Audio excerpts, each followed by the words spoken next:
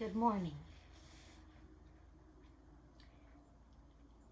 So one day, a sheep went for a walk and she fell off a cliff. Bummer. Fortunately, she was an unusually agile sheep. And as she fell, she managed to grab onto the branch of a tree that was precariously rooted into the smooth rock face. So there she was, dangling from this branch by her forelegs, hundreds of feet above the ground. No way to climb down, no way to climb up. So the sheep yelled upwards toward the top of the cliff. Hey! Meh! Hey! Is there anybody up there? Nothing. After a few more minutes, the sheep tried again. Meh! I'm in a bit of a pickle here. Is there anybody up there? Nothing. Anybody? And lo and behold, she heard an answering voice. Yes, I am here, it said. Oh, fabulous. Listen, I'm in kind of a jam. Could you find a rope or a shepherd's crook or something that you could reach down here and then I could grab onto it and that would be awesome. Do just as I say, said the voice. I won't let you perish. Great, but the thing is, I'm getting tired, so maybe we could step it up a little? I am the Lord your God. I am with you, said the voice. Let go of the branch. What? Fear not, have faith. Let go of the branch.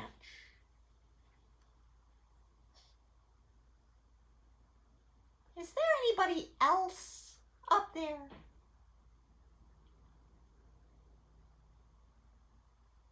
It's funny to me that when we have gone astray, gotten ourselves into a pickle, fallen, and we can't get up, and we're in need of proximate rather than ultimate salvation, when I have lost my way is not a metaphor.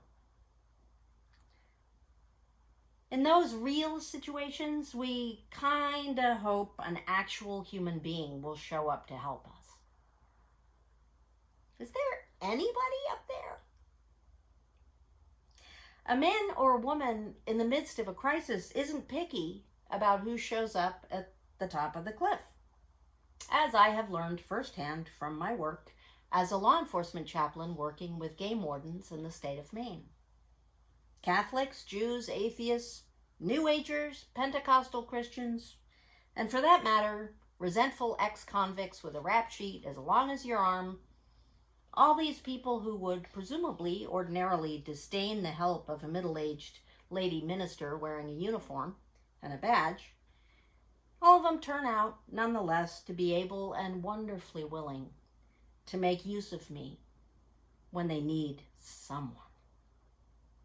Because someone they love is lost, drowned, dying, or dead. Oh, if only I were the sort of miracle worker who could just wave my hand or say a prayer and say to the suffering and the fearful, let go of the branch. It's going to be all right. Instead, I say, I will stay with you while the game warden fetches his equipment. It is the game wardens who can at least try to effect actual salvation. And that is a wonderful and humbling thing to bear witness to. These men, mostly men, with their gear and their practical skills and their loving courage and their tenacity, showing up at the edge of a cliff and making a miracle happen for a total stranger. I do love my game wardens.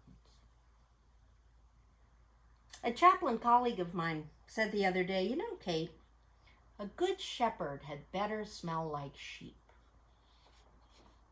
Jesus smelled like sheep, he said. And like tax collectors and prostitutes and paralytics, he smelled like blind beggars and centurions. He smelled like the tears of distraught mothers and the sweat of frantic fathers. He stank of sinners and sickness and sorrow.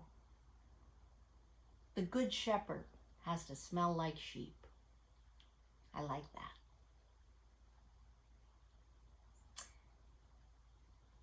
I've been thinking about that in the context of Unitarian Universalism these days. I was remembering a time when I was in a large American city, not that long ago. I was presenting a day-long workshop at a Unitarian Universalist church for a group of women, perhaps 100 women. Most of the women were my age, give or take a decade. Nice, middle-class, middle-aged ladies who spoke a familiar language littered with shared references. The Carter administration, Mary Oliver, Toni Morrison, Virginia Woolf, and Whole Foods. I was talking to them about being a law enforcement chaplain in Maine. I don't really have a whole lot else to talk about, really. Specifically, I was telling my audience how much I have learned of love from the officers I work with. And I told them the story of a young Skowhegan, Maine police officer who was the first responder to arrive at the scene of a house fire. He literally crawled through fire to save the lives of the young mother and child who were trapped inside. That's love. I said, that's love. And courage. And love. But one of the nice middle-aged, middle-class ladies in the front row was frowning at me. Scowling at me, really. She looked really mad. And this happens to me sometimes. Only at Unitarian Universalist churches. Nowhere else do stories about my work provoke such wrath. This woman set her jaw tight and flinging her attractive natural fiber scarf more firmly about her shoulders, she asked what she clearly believed was going to be a rhetorical question. Would that cop have crawled through fire to save the mother and baby if they had been black?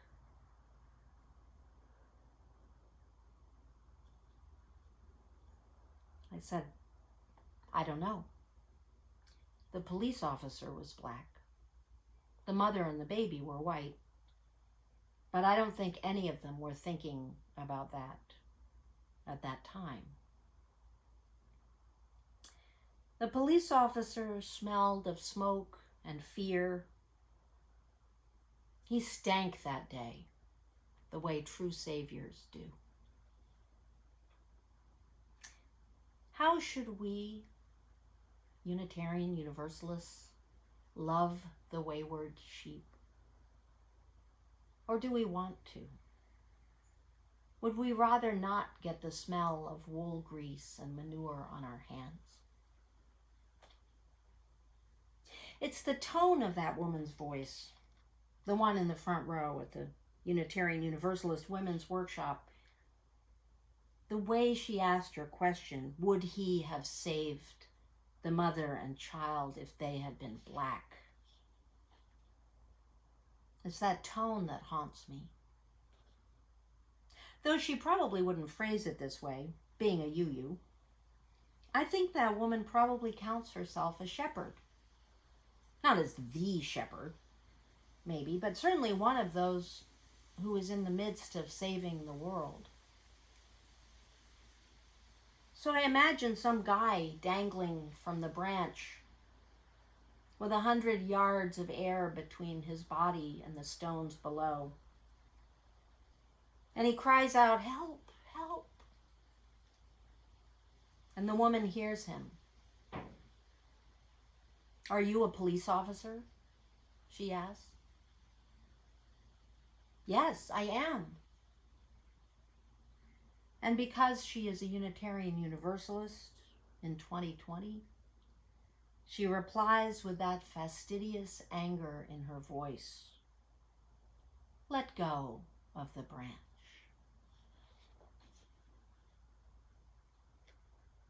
It's a nightmare image, and it haunts me.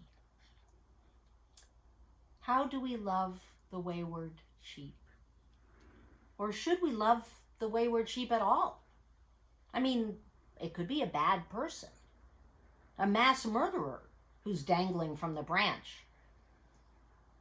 And if that's the case, then walking away, or even dropping a few stones down on his head, might feel justified, right? If he is or has been designated literally Hitler, why should we even try to rescue him? Especially if we might end up smelling like him. I read a book a few years ago by a young woman named Abby Johnson. If the name sounds familiar, it's because she was a speaker at the Republican National Convention recently. But her book, of course, tells a fuller story. She was, for 8 years, the manager of a Planned Parenthood clinic in Texas. Brought up in a Pentecostal Christian church, Abby Johnson was a regular at Sunday services until she started working for Planned Parenthood. And the pastor at the Pentecostal church found out what she was doing for a living, and she was kicked out of the church. No sheep smell on them. So she and her husband began attending an Episcopal church, nice liberal church, one locally known to be pro-choice, and she was welcome there. At the clinic where she worked, Wednesdays and Fridays were procedure days. On those days, pro-life protesters would appear, without fail, bright and early. They would stand outside the fence at the edge of the property, carrying signs and saying prayers and attempting to talk to the women, to the patients, as they arrived for their appointments. Sometimes the protesters actually managed to persuade a woman to turn around and head for the local crisis pregnancy clinic up the street. More often, they were ignored. But the protesters kept showing up week after week, and Abby, the clinic manager, got to know some of the regulars pretty well. If nothing else, she admired their sheer tenacity, and because they shared her Southern politeness, she began to return their greetings, and now and then they had actual conversations. Not deep conversations, but the kind that begin, "Do you think it's going to rain on Monday?" Or, "What do you think about the chances for the Cowboys in the Super Bowl?" The Cowboys are football, right? Yeah. And when Abby had a baby herself, the protesters expressed sincere and unironic joy. Well, one day, one of the protesters, a young woman about Abby's age, asked her to have lunch with her at a nearby diner. Abby expected this protester to harangue her about her job, but instead they had a pleasant meal talking about what they had in common, their toddlers, their college days, their plans for the future. And more time passed, years passed. And Abby and the protesters continued to have what was, for Abby, a disorientingly friendly relationship. I mean, think about this. She thought they were wrong about the issue. They thought that she was actually complicit in murder. Then one day, Abby, again, an administrator, not a clinician, Abby was asked to assist during the termination of a 12-week pregnancy. The ultrasound technician was out sick that day, so Abby was asked to hold the instrument on the patient's abdomen so that the doctor could see the image of the fetus on the screen. Unfortunately, this meant that Abby also saw the image of the fetus on the screen, kicking its little human legs. And she saw the fetus die. And that was it for her.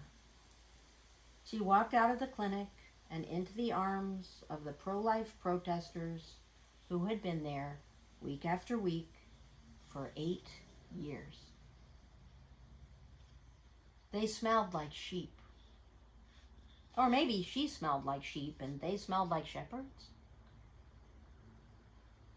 The pro-life pastor at the Pentecostal church had not wanted to smell like sheep. When the pro-choice Episcopal priest and the pro-choice Episcopal congregation found out that Abby had changed her mind about abortion, she was rejected from that church too. No sheep smell was going to cling to them.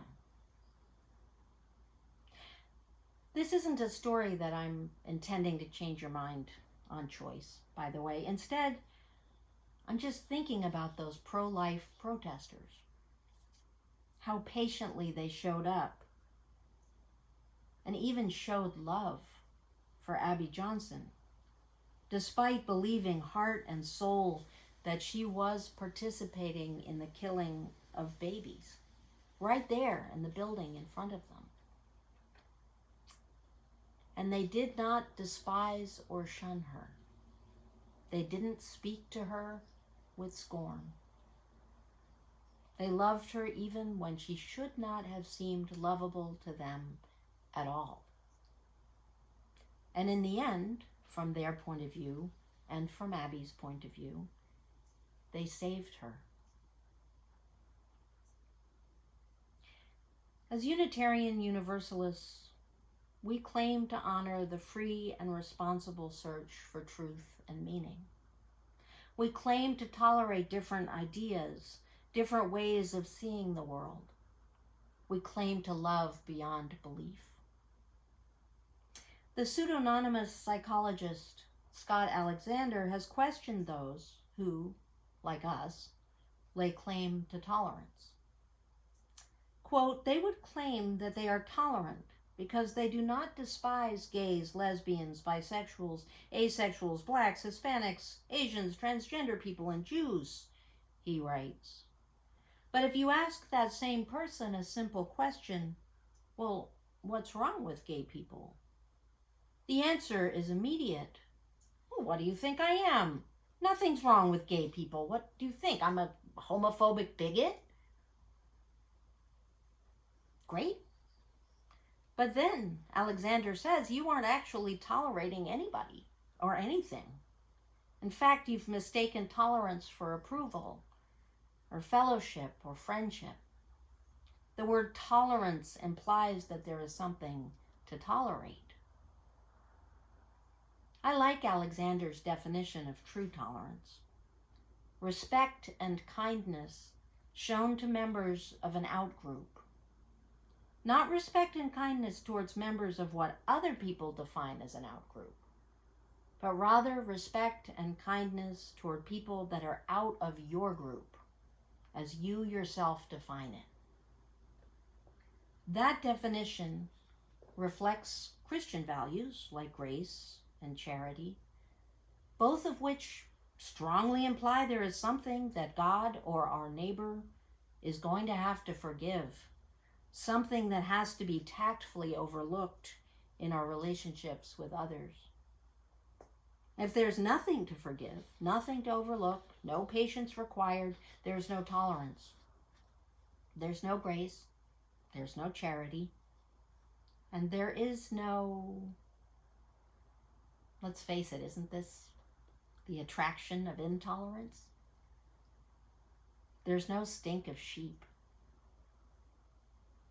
Tolerance is such a low bar, and too often we don't even manage to clear that, let alone to clear the higher bar of steadfast, patient, faithful love. And this is the gift and the challenge of love. Not just to love the lovable, but to love those we don't love, and let that love change them or change us. We're offered so many chances to serve and save, witness and wait. The chance to be the shepherd who does not privilege the cleanness of his own hands over the saving of the sheep, the rescuer who never stops searching, trying, showing up, the one who does not lose faith. You know, a preacher needs to preach what the preacher needs to hear. So this is my prayer for you, but also for myself today. Oh God, let me reek of grass and lanolin, grain and hay. May my hands be dirty, really dirty. May my tired boots track honest manure across the threshold when at last I have let go the branch and fallen home to you. Amen. Blessed be.